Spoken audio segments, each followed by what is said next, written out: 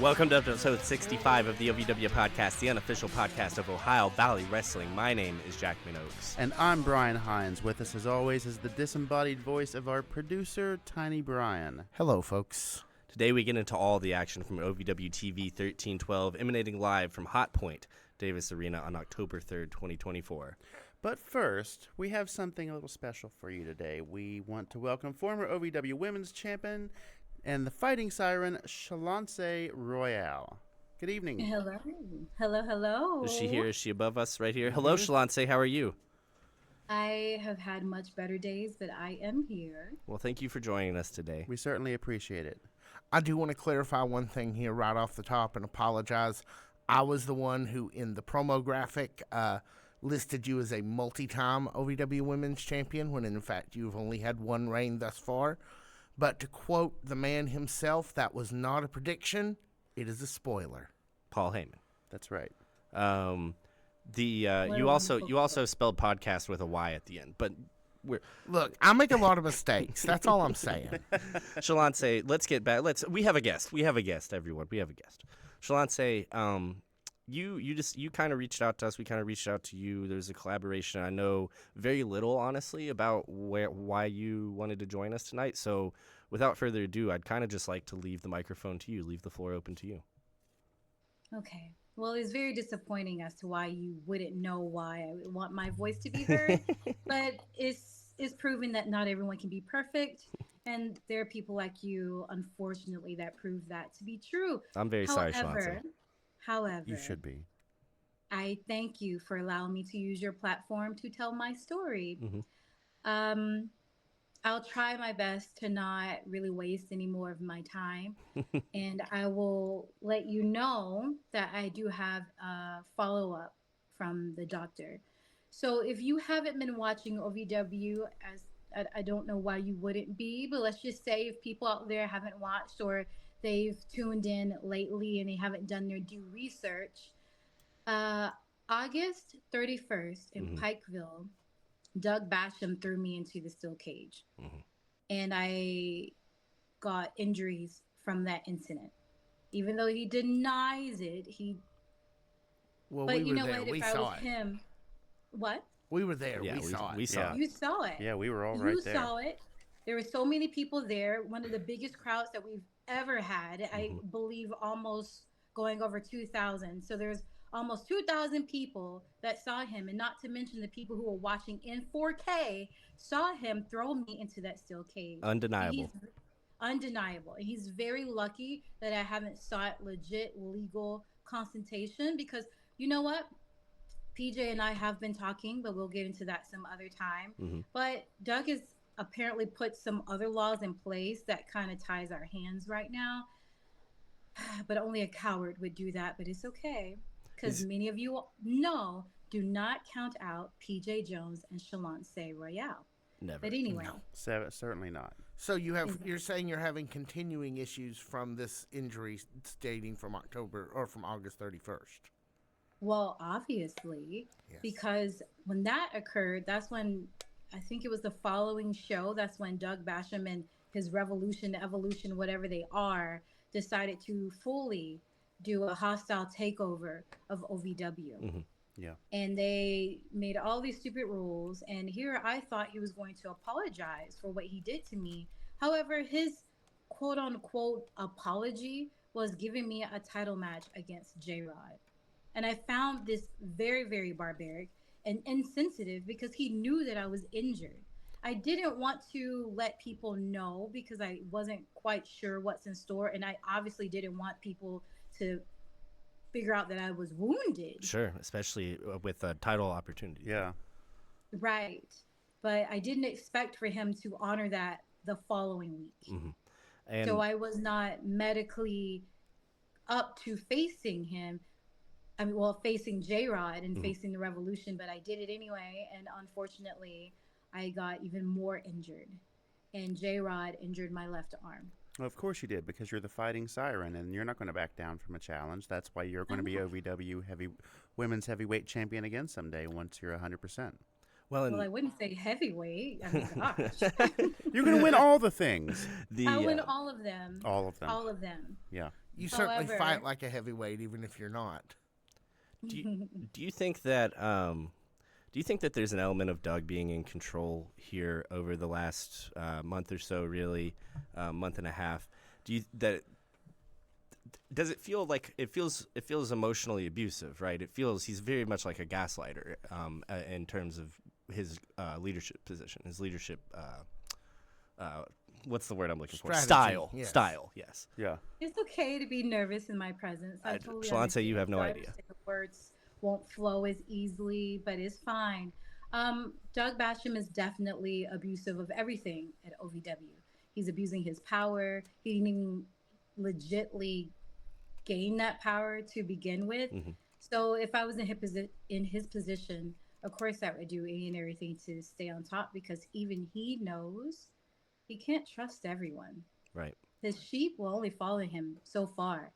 If he doesn't make them happy, And you know what loyalty looks like. You and PJ Jones are tight as hell, right? yeah, How is he feeling during all of this? I think he's even more distraught than me, because he understands that if I don't wrestle and I don't work, he doesn't get paid. I mean, he doesn't get to feel what it feels like to be on the winning side, Right. and to be Sure. used and useful. However, I do want to finish my explanation on why I'm currently as melancholy as I am right now. Absolutely, the floor is yours. Because I know that I was injured by J-Rod, but of course, with wrestlers, we have that fighting spirit, and an injury to the average person is just a minor inconvenience and minor setback for us superstars, us superheroes. However, I did do my follow-up with the doctor, and I got my MRI results back, and they have detected a labrum tear and an AC strain. And they have taken me out of action indefinitely. So for many of you who are looking forward to seeing wrestling's best musical diva, Shaloncé Royal, unfortunately, I won't be able to have any in-ring action. And again, that prediction is indefinite. Right. Shaloncé, well, first off, I guess I'll say for all of us here, we're very sorry to hear that.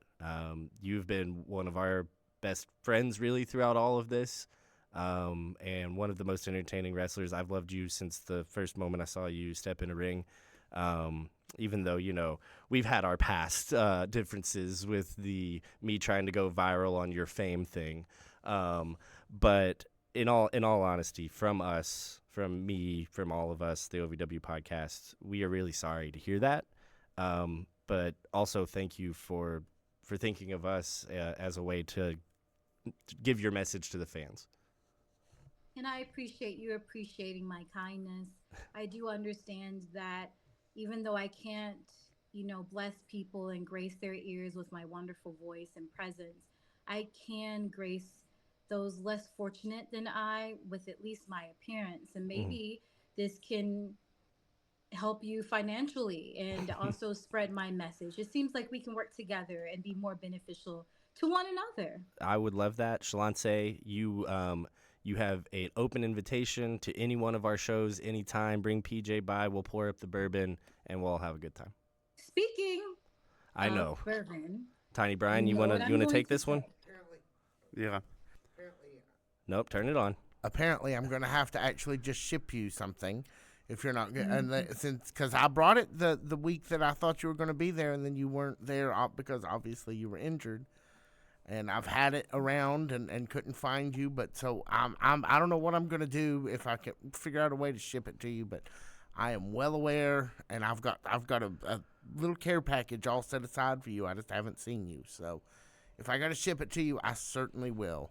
Yeah, if I haven't shown you already, I have a message from her and PJ Jones in regard to this. Yeah, I know. He sent me the court order. Believe me, I'm trying to comply. Okay. Well, I'll have my people call your people after this. Okay. Well, I do appreciate you all. And again, I wish you best wishes. And I would like to say a special message to J Rod and Doug Basham and all of the revolution. I need you to hear my words very clearly. I need you to listen and I need you to see me, especially Doug. I need you to see me with the good eye. I am not going to be down for long. In fact, there are many of us in the OVW locker room that will not forget everything that you are putting us through. We all looked up to you, and I'm talking about you, Doug.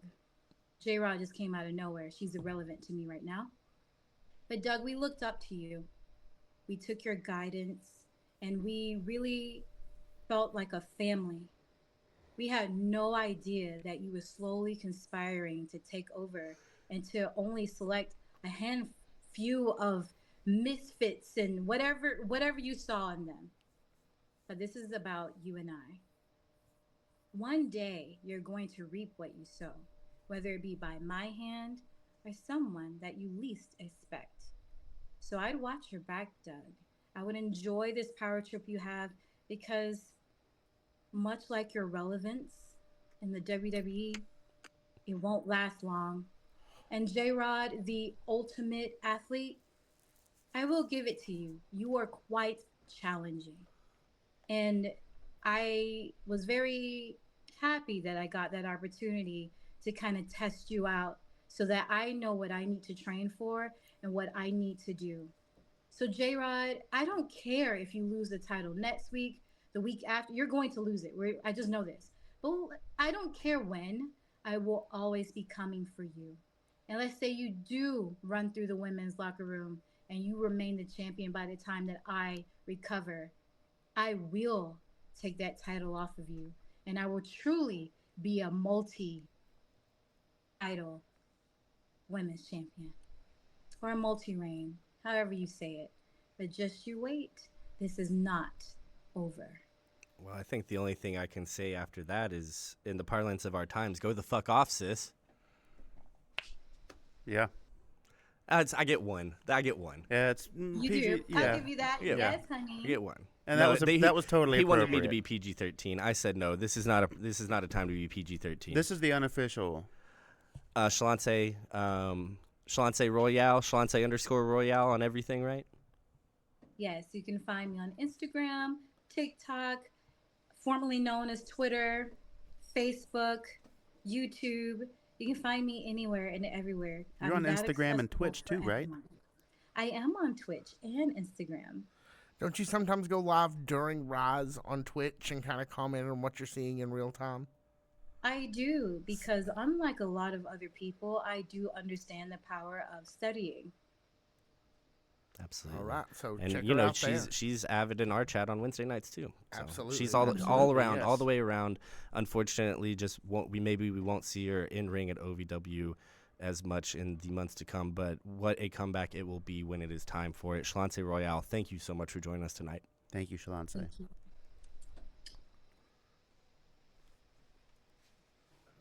All right, guys, that was.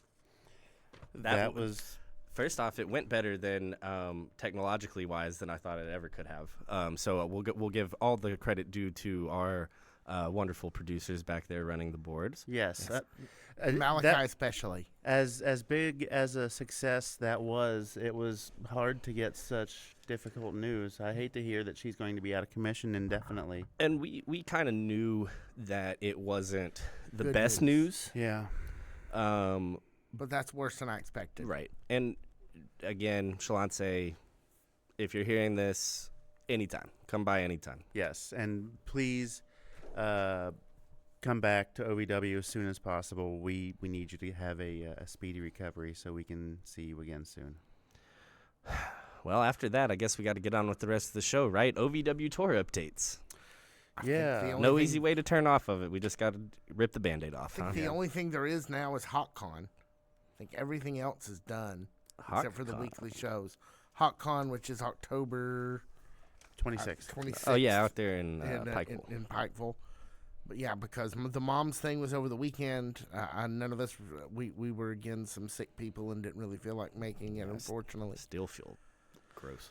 So I could would take a have had a nap really right bad now. day if I didn't get to talk to Shaloncé. Yeah. she is like a shot of vitamin C to get you through a long airplane ride. Great to talk to her, and hopefully we'll still see more of her without, even if she's not performing in the ring. I mean, there's no reason not to, if other than just like stylistic creative choice or whatever. But Shaloncé knows how to be on camera. Absolutely. It's not doesn't necessarily always have to be a wrestling thing. She's great at wrestling, really, really great at wrestling. But she knows how to be on camera. So if they wanted to use her in any sort of number of roles, they're there. Some people need to be taught how to be a star. No, she was born to the. Shaloncé did Right. not. Shaloncé is not one of those people. She is Look, not one of those people. Let me put it this way: if Shaloncé showed up in Lexington, there would be a third mic on this show. Like I would if she just wanted to come and be a host on this show, you guys would have to make room because And guess we just would not pass up that I know kind of two star people who power. wouldn't complain about it. No, I can't imagine. So maybe you guys just want to throw to break, and then we'll come back and talk about this week's episode. Get We'll right talk into it. about this week's episode right after this. One thing. Oh, come on. I already said the deal. OVWTIX.com. Oh, pfft. Yes. Got to get the ad in there. Hey, folks, Yeah. Tiny Brian here. BluegrassHomefront.com. I'm still reeling from the Shaloncé news. I got to be honest. Kentucky music and stories. Finding some interesting people to talk to, finally starting to book some of those out. Might talk to our artist. Don't know yet. Like a painter? No, the person who does like all the art for all the shows on the blimp. Oh, our artist. Yes, our artist. I am a mountain boy, so I don't know how to talk. But lots of people, we're starting to put together those lists of interesting folks to talk to, and already got a couple done. Gonna hopefully by Thanksgiving, I think. We got to get this whole. We got a big project going on at work that we've got to kind of get behind us before we can really do it. But we're getting closer, folks. BluegrassHomefront.com, Bluegrass Homefront, wherever you get your podcasts. Now back to the OVW podcast. All right, let's start off here at the top. 1311. OVWTV 1311, October 3rd, 2024. Start off with a show opening promo, Brian Hines. These have become very popular in the last few weeks under the Revolution's reign. Yeah, we start this week's episode as we have every other episode for probably the past month or so with a in-ring promo spot from the Revolution that is led by one Leather Daddy Doug Basham. The man is still in control of the OVW, and there's He's still wearing that leather fearlessly. Still wearing that leather. I hope you washed it. And How do you wash leather? I don't know. I don't Like, own any. I don't have that kind of money. I don't have Leather Daddy money. with cigarette smoke and spilled bourbon. That's how you wash leather, I think, Nah, traditionally. Milwaukee's best. Yeah, It's cider. Milwaukee's best. Some Beaster, dude. Yeah. No. You use the champagne of beers. Oh, no. I would never waste Miller High Life like that, especially if no. it's in a glass bottle. Sure, of course. Yeah. Anyway, he's mad this week. But he's mad every week. No, last week he was kind of happy. Yeah, he was but saying, "I love it when you call me Leather Daddy Doug." He was this week he was not having They it. kind of have taken their lumps over the last couple weeks. The Revolution has, and for I think much to the enjoyment of the fans, and it's a big boon to the storyline. Honestly, I think that a lot of us here at the podcast, especially, were prepared for week in, week out. These guys have all the titles, much like we saw with the Revolution the Overmen. yeah. Or And even- that hasn't proven to be the case so far. Not consistently, no. Although during the course of the night, they did kind of course correct back to that vision a little bit. Yeah, by the end of the night, everything's right back on track. But in the beginning, no, there's a little bit of discord because they've dropped some belts.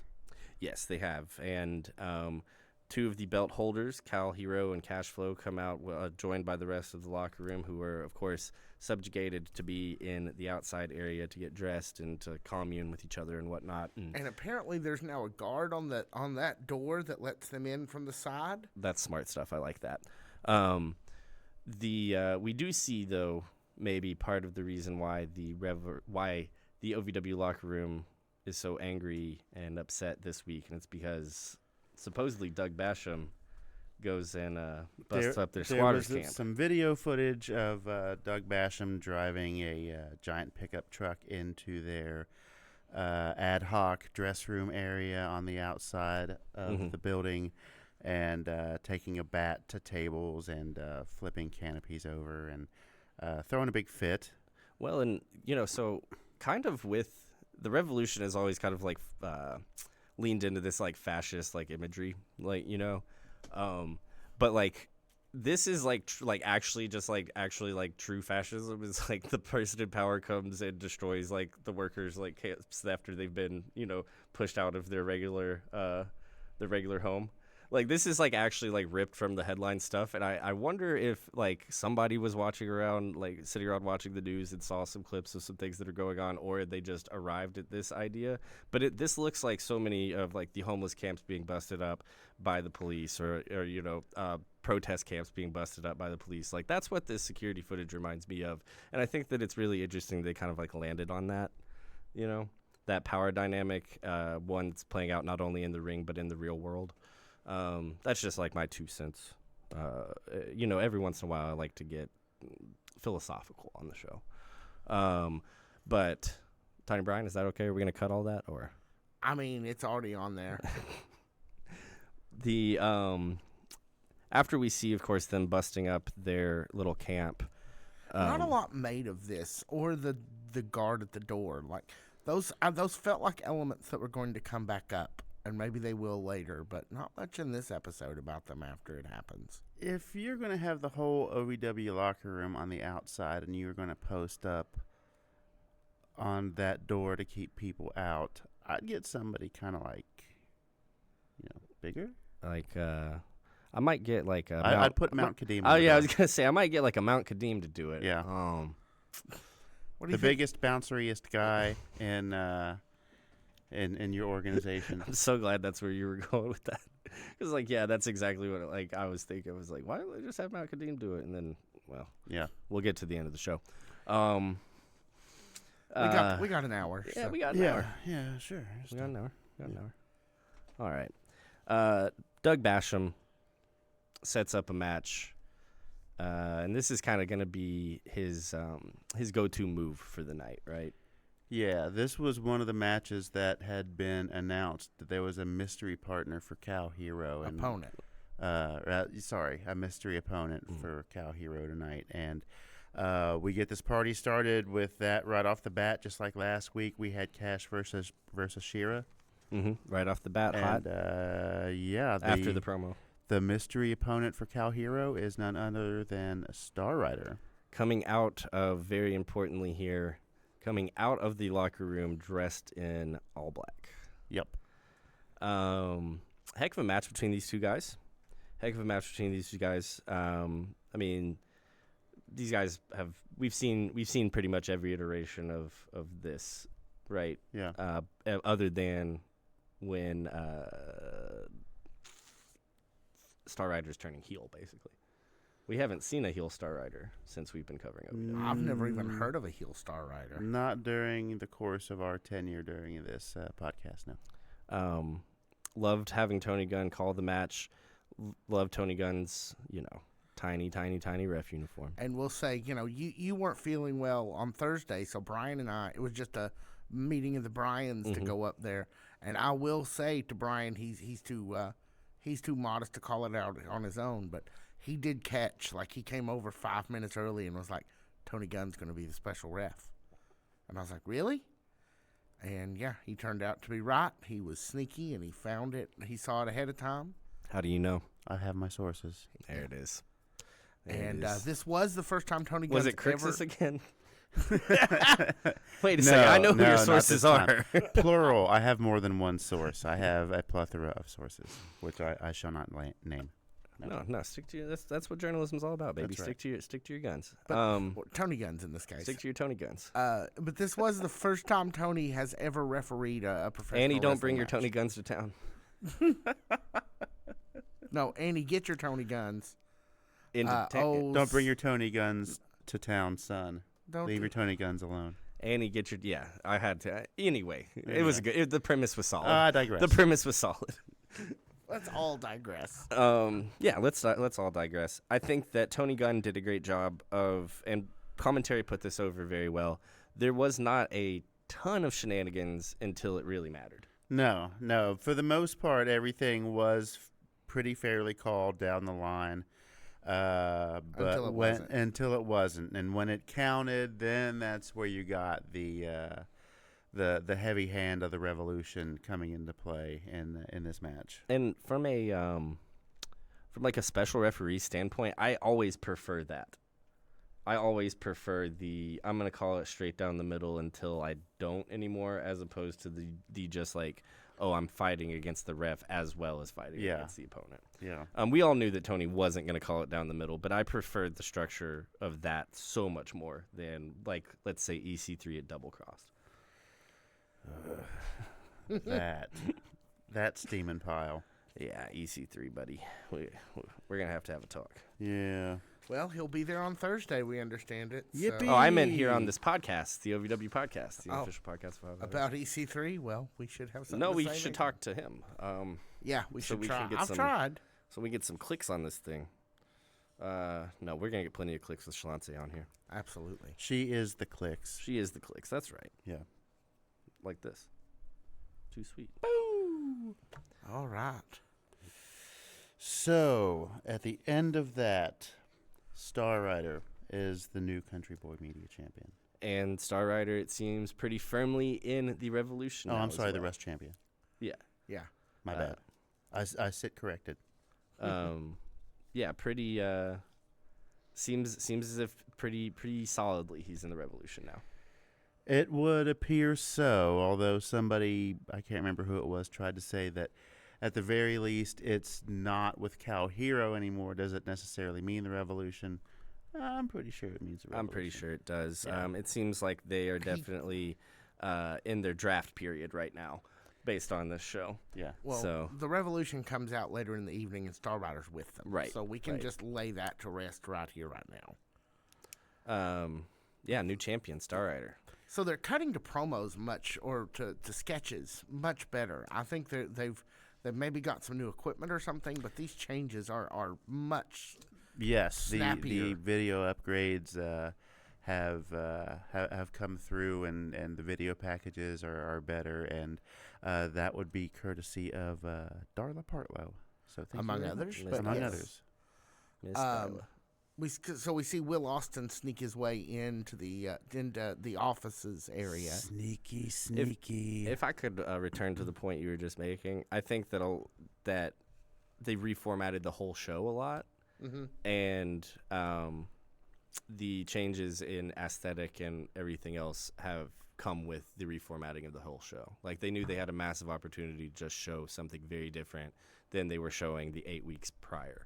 8 weeks prior to them shutting down, I guess. Right. Yeah. And so yeah, I think that it's a total package improvement here with the show. Absolutely.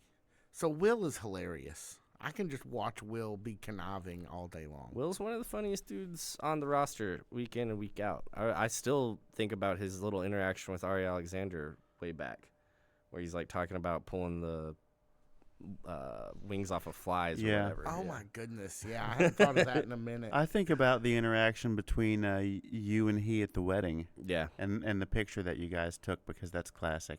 Yeah. I wish I remembered that. It was I a don't great. remember what happened. That's how you know it was a great party. I just know me and Will, we were having such a good time. He was treating me so nice the whole day, buying me drinks, patting me on the back, telling me how funny I was.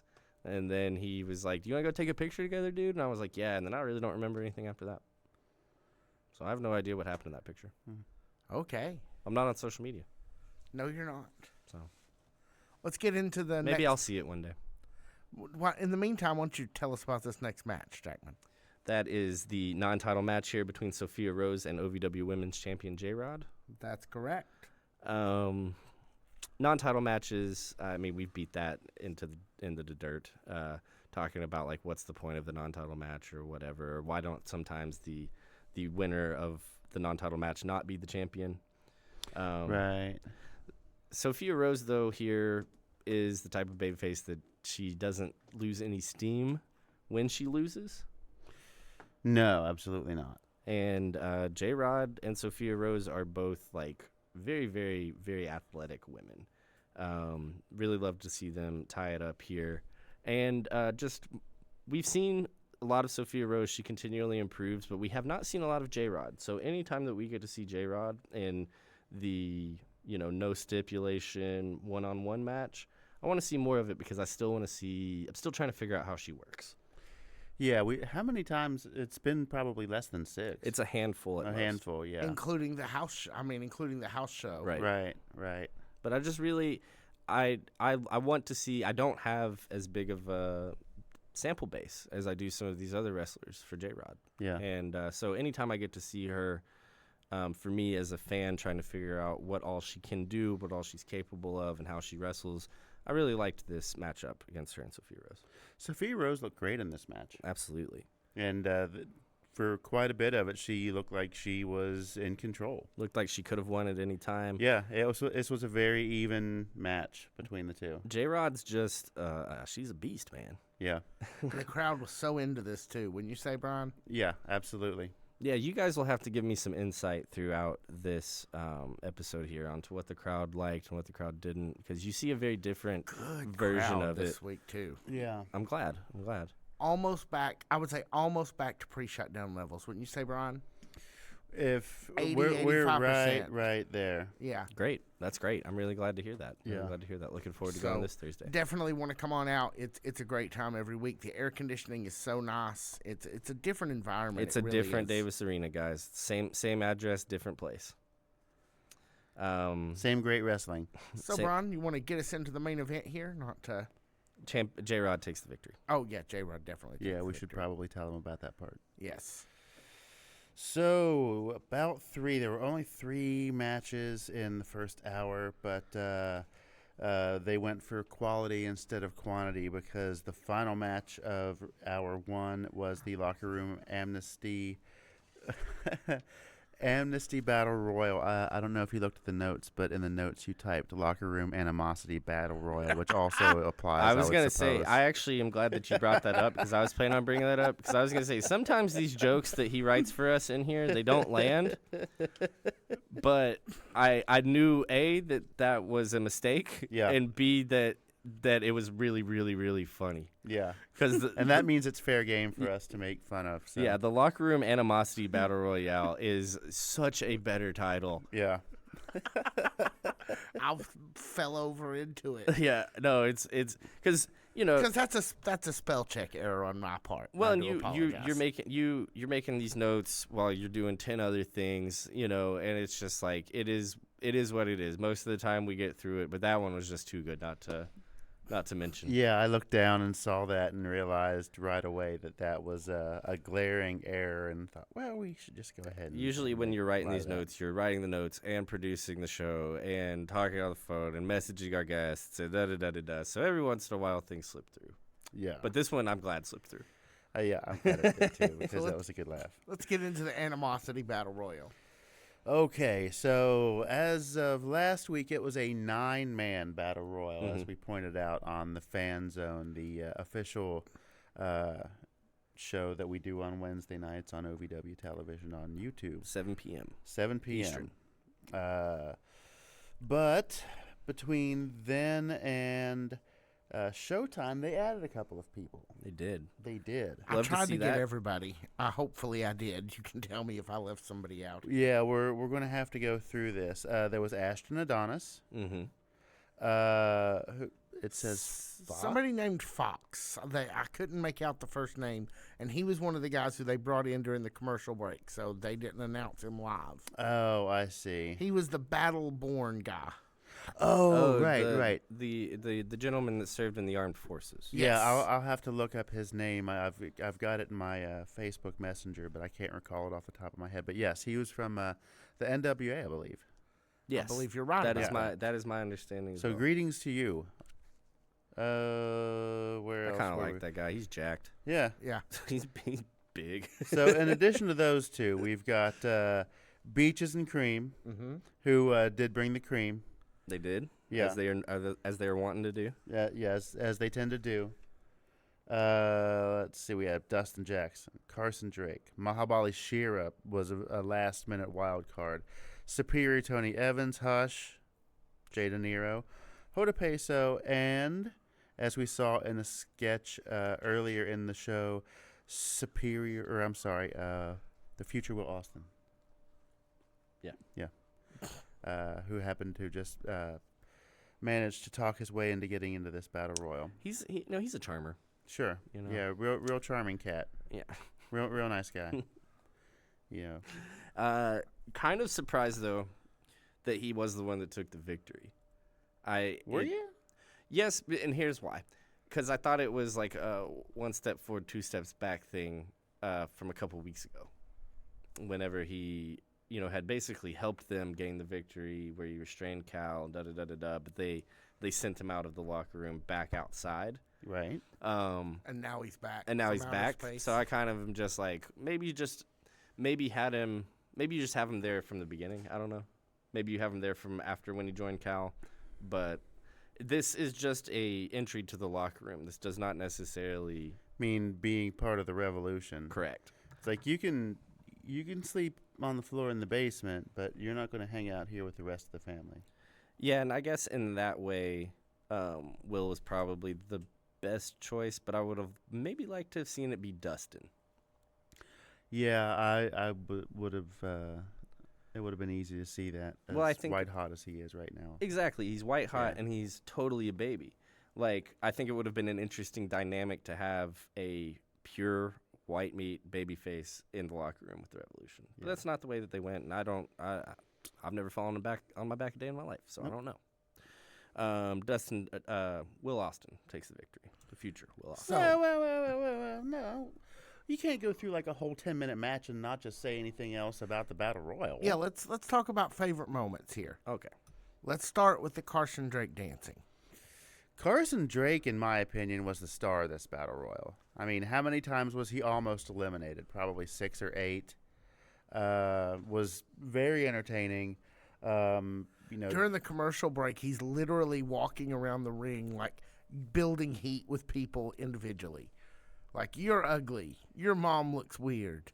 You're poor. Yeah. Carson is the right kind of character to do the multiple attempts at elimination, always being able to crawl back in. Yeah. Out of all of the people in this match, he's the right guy for that. He definitely did, and there were like at least 4 or 5 times where his feet were like so close to the floor, and you thought for sure he was going to be eliminated, and he, was able to slime his way back into the ring and eliminate a few more people and almost get thrown out again. So no, I like that. Give it to Carson in my opinion, he was probably the standout star on this, just because he avoided elimination so many times. You know what? I'll agree. Battle Royales for me, I don't know. Sometimes I get so fickle.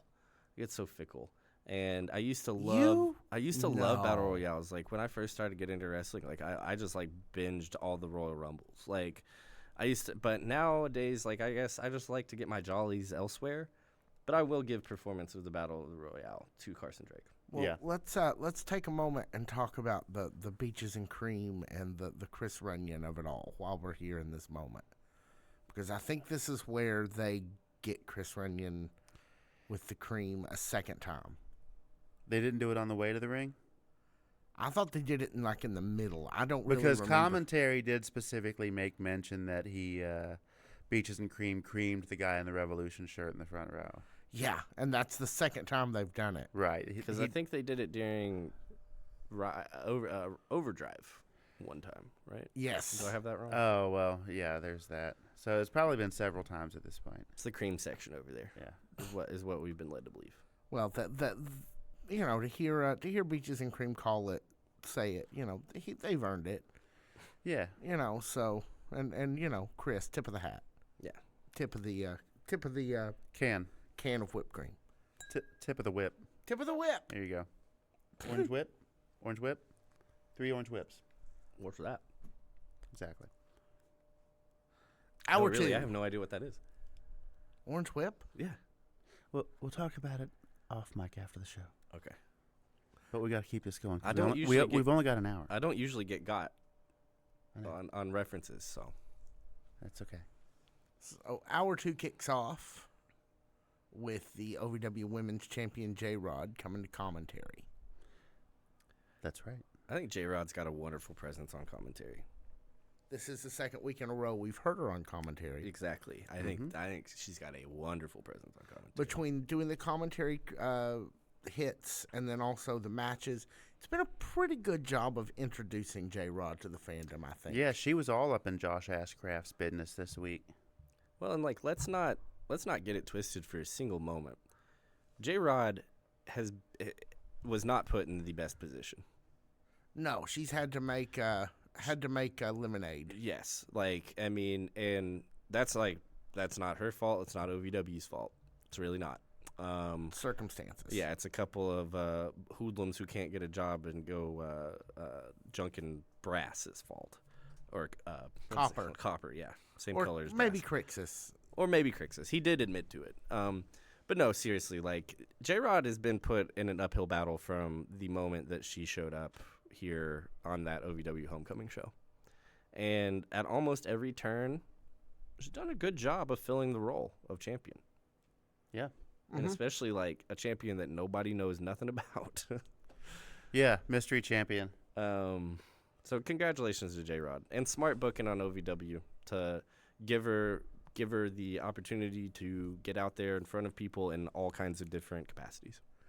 Yeah, not just in ring or the occasional promo, actually getting behind the commentary desk and being able to give your thoughts on your competition in the women's division. In fact, when she came as part of the Revolution to the ring this night, one of the times they did, because they can't help coming to the ring 80 times. Yeah, 13, 14 times.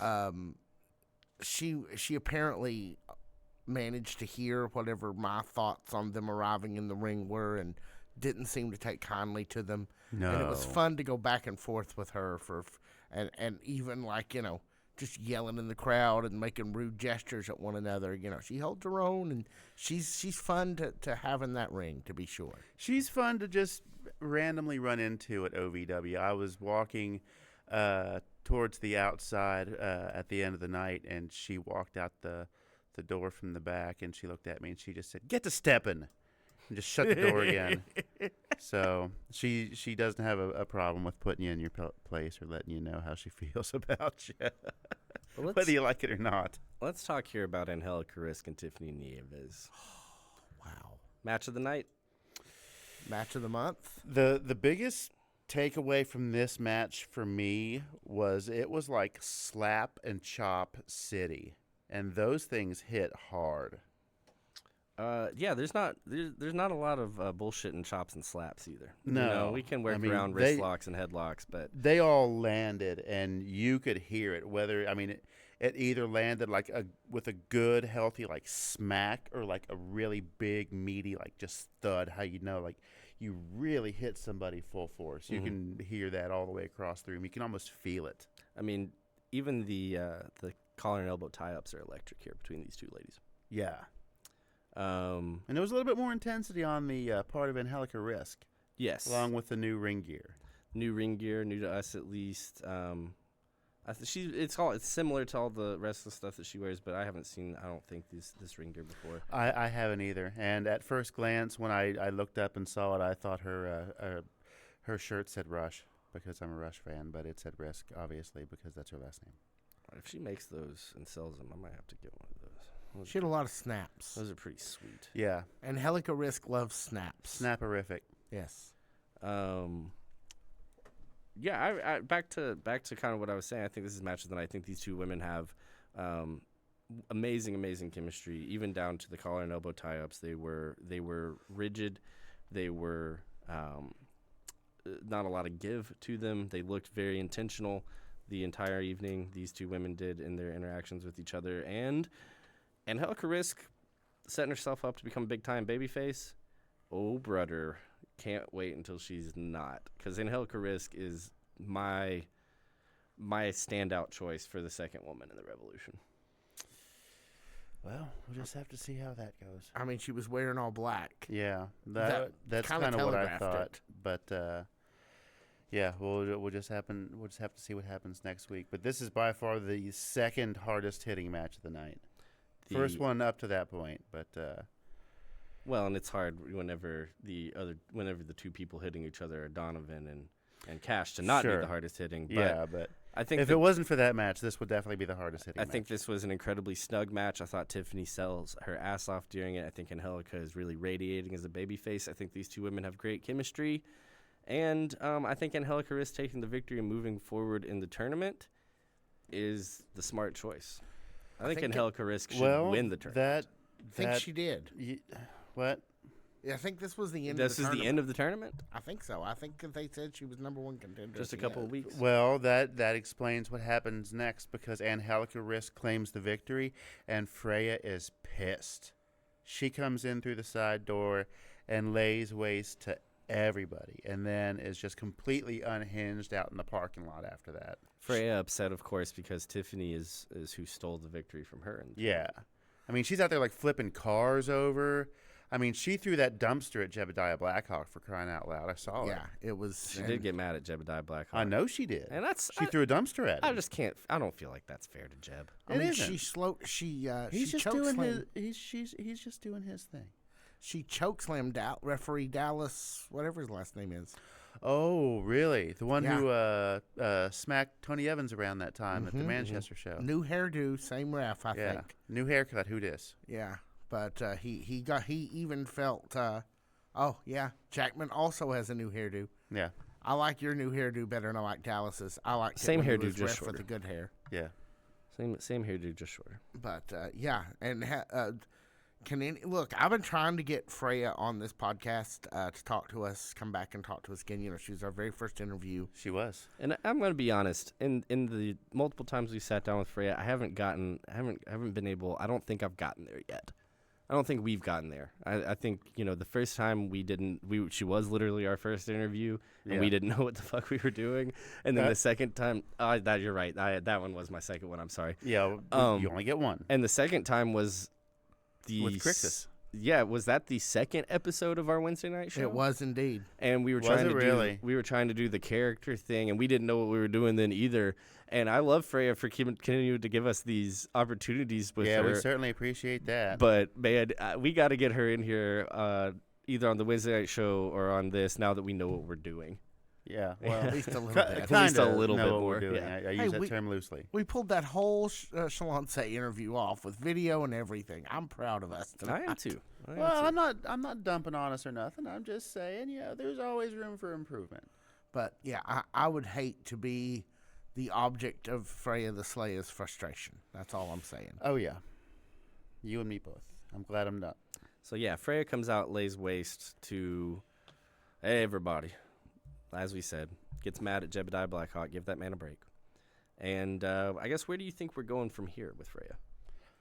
I think she's going to demand either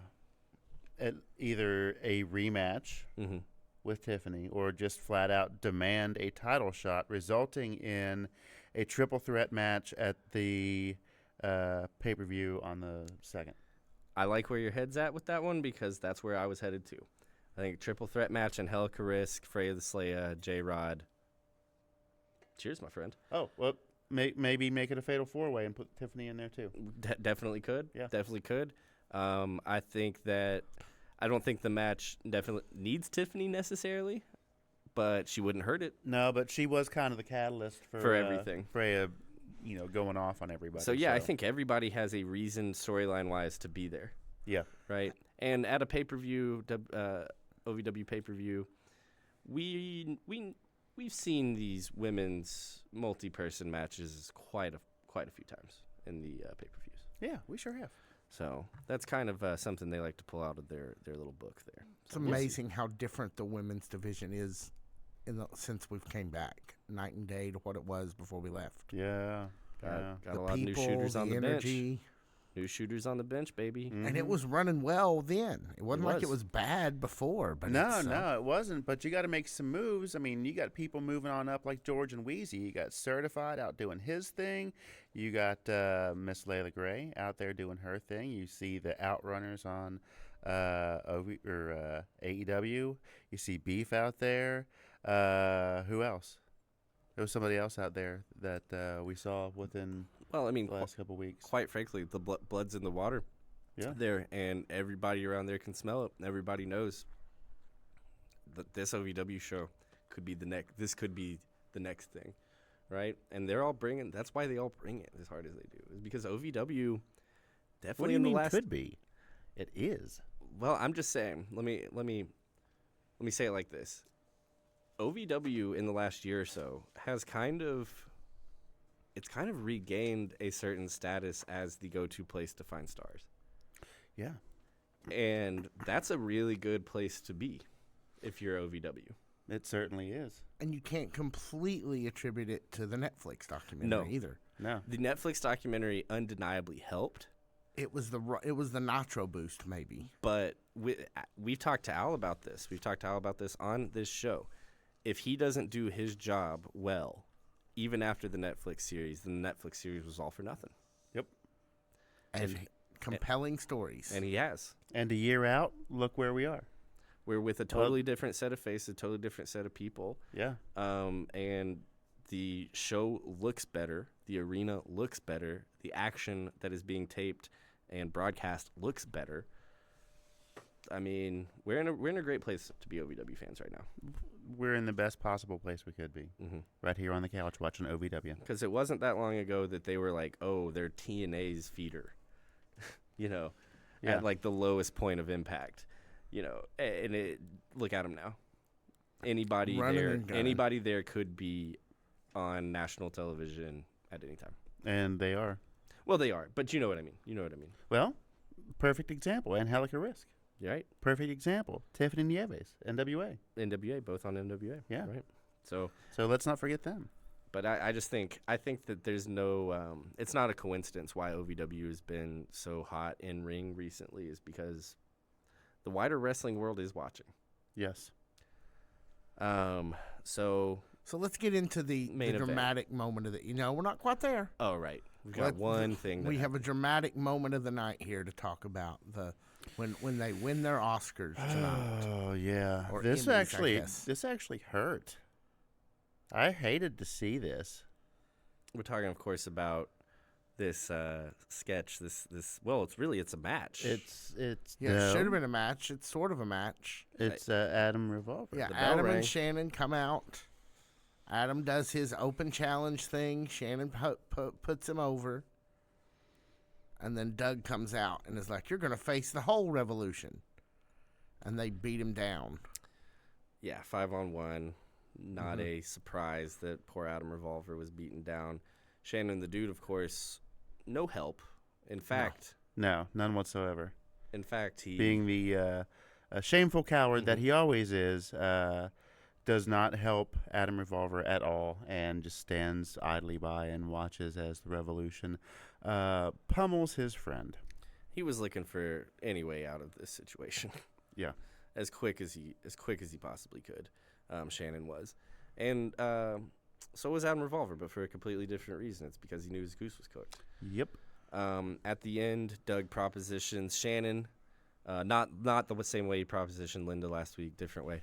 Right. But he makes Shannon the offer: you with us, you with him. And so Tiny and I were sitting on the side of the ring that puts us behind Adam Revolver in this shot. Okay.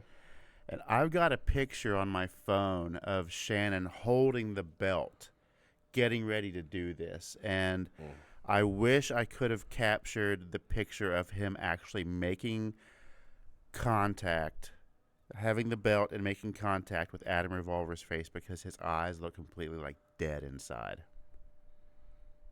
You'll have to post that. I will do that. Yeah. And I completely forgot Because about it I'd until love to just see now. that. I haven't seen any of the pictures or anything. So you're I saying never post any of my pictures because I always forget to. I take a bunch of them and I get all excited and go on and on about how I think this shot's awesome and whatever. But I always forget to post them, and I can never take pictures better than Matthew Berry anyway. This is true. Matthew is, guy's really good at taking pictures. Yeah, he's also accepting bookings right now. Yeah, so as we move into, we're kind of moving out of wedding season, but as we move into like holiday card season, Halloween season, spooky season, stuff like that. I would love it if we could do like a spooky season photo shoot. Me too. And if you guys are looking for a great photographer, send us a message. We'll try to get you in touch with Mr. Matthew, because he is a wonderful photographer and he is accepting bookings, and he will make you look great.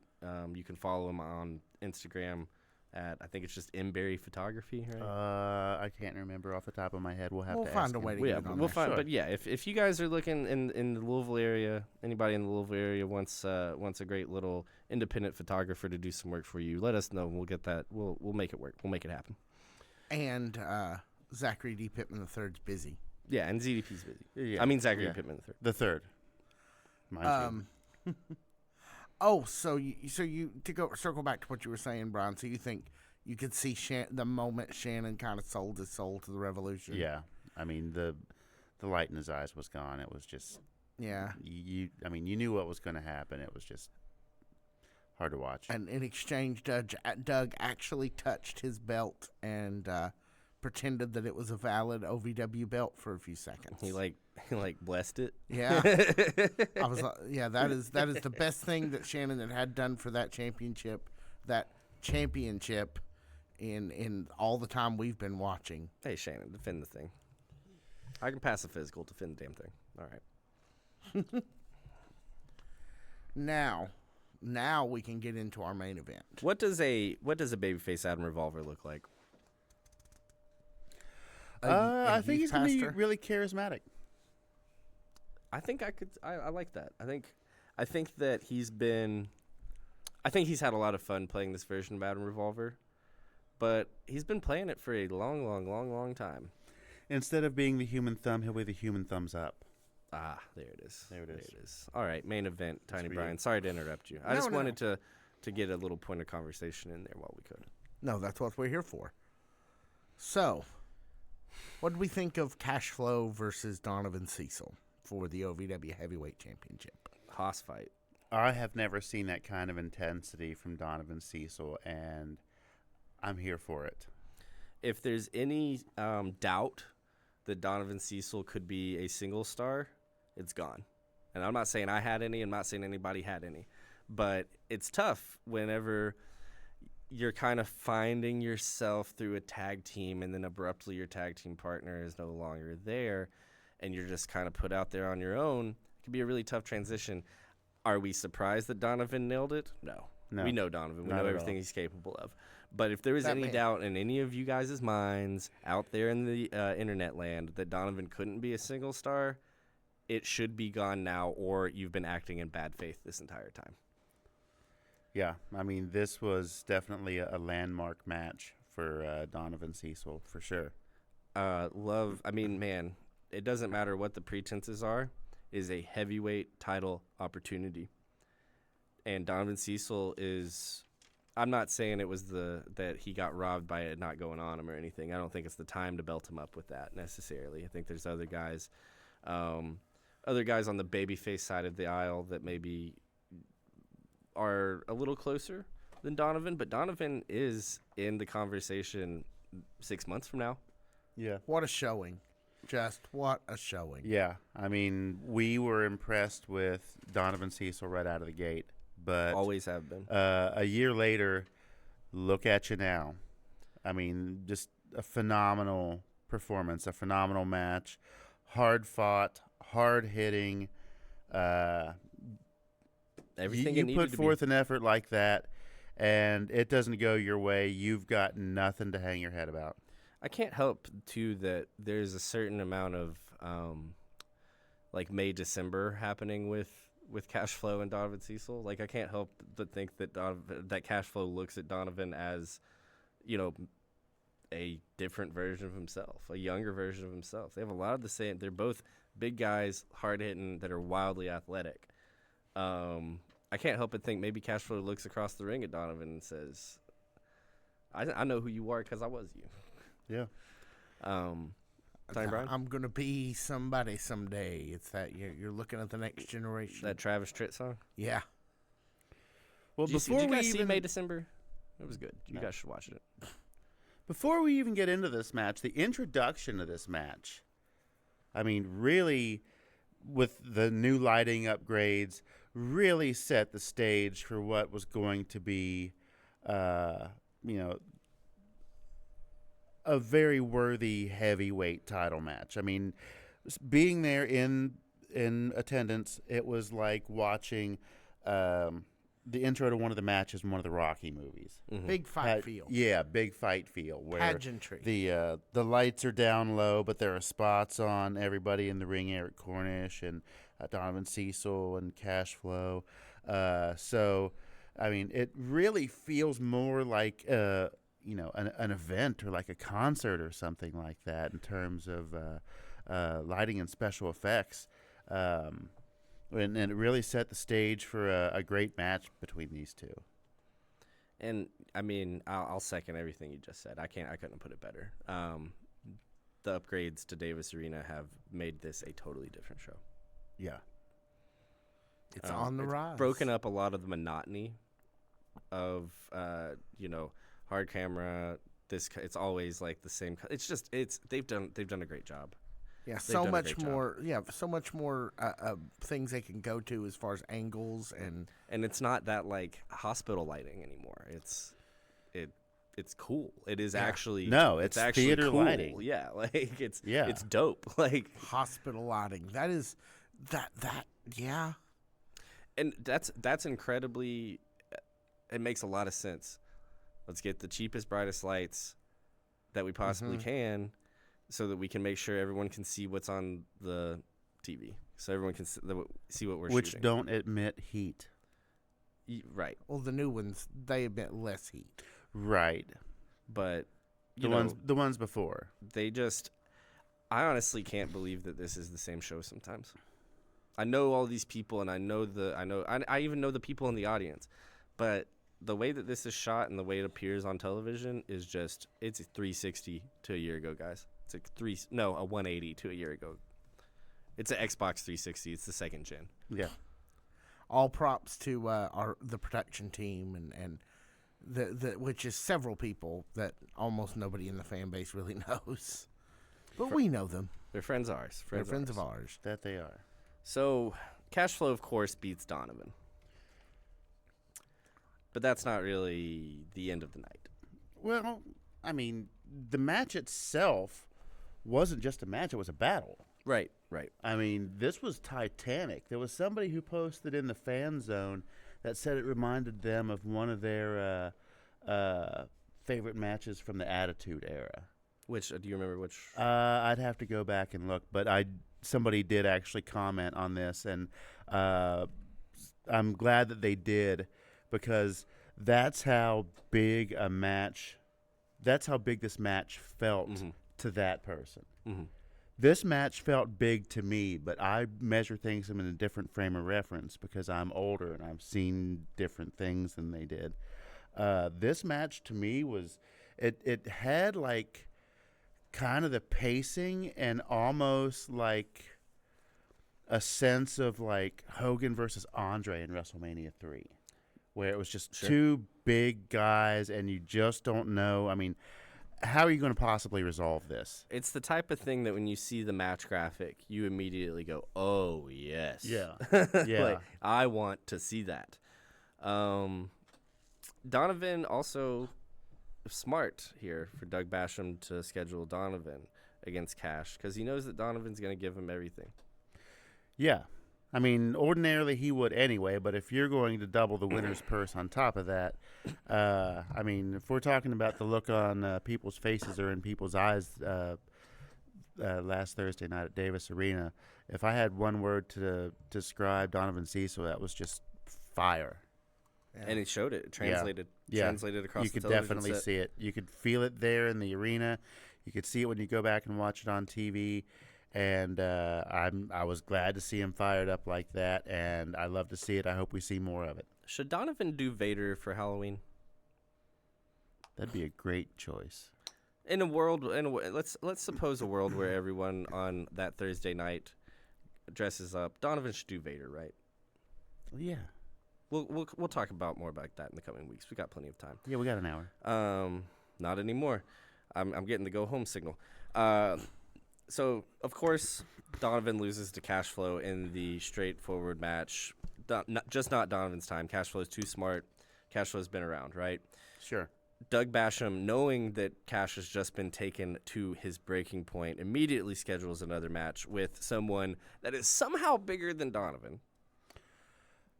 Even though I think Donovan could probably lift him for what it's worth. Yeah, he could. This is, of course, the gentleman by the name of Mount Kadeem. Yes, Mount Kadeem emerges from the backstage area as the newest member of the Revolution, and Doug Basham orders Cashflow to defend his title a second time against his new opponent, who is Mount Kadeem. And Mount Kadeem makes short work of our dear friend. This hurt. This was hard to watch. Yeah, Cash made a valiant effort, but he really never stood a chance in this. Yeah. And he wasn't supposed to. No, of course not. It was a trap. And we do know that that last move on Cash looks a little gnarly. Yeah, when he hit the mat that time, I mean, you try to catch everything while you're in the moment, but you can't. But the one thing I did catch in that moment is when he hit the mat, the look on the face of the woman taking pictures at ringside behind him was horrified. It didn't sound light. No. And I wish I could tell you that Cash is fine. We've reached out, but we're not hearing anything from him, so we don't really know what's up. Yeah, we'll pass it along as soon as we hear something from him, but for now, we're just going to have to hope for the best. And Cash is a tough son of a bitch, man. Like Yeah. we've seen him take beat downs and show up relatively soon, but with this one, there seemed to be a certain amount of doom. We'll see. We will indeed. So the Revolution had a good week. Kind of a mellow note for us to end on. Sell OVW, buy Revolution, guys. You want to take us out, Jackman? I certainly can. The OVW podcast, the award-nominated unofficial podcast of Ohio Valley Wrestling, is produced by Blacklight Moon Productions at Nut House Studios in Lexington, Kentucky. The OVW podcast broadcast team is Jackman Oaks and Brian Hines. Our studio engineer and editor is Malachi P.S. Woodard. Executive producer is Tiny Brian K. Woodard. Senior producer for The Blimp is Victor Anderson. On Wednesday nights, catch the OVW podcast team as we host OVW Fan Zone Live, an OVW fan talk show where fans talk back on OVW video networks. After watching wrestlers on Netflix, visit ovwpodcast.com/podcasters to find all episodes of our unofficial Wrestlers After Show. Be sure to subscribe wherever you get your podcasts. Rate us 5 stars and give us a review. It seriously helps. You can also follow us at OVW Podcast on Instagram, Facebook, X, TikTok, Threads, and All the way to Davis Arena. Hot Point, Davis Arena. love you guys.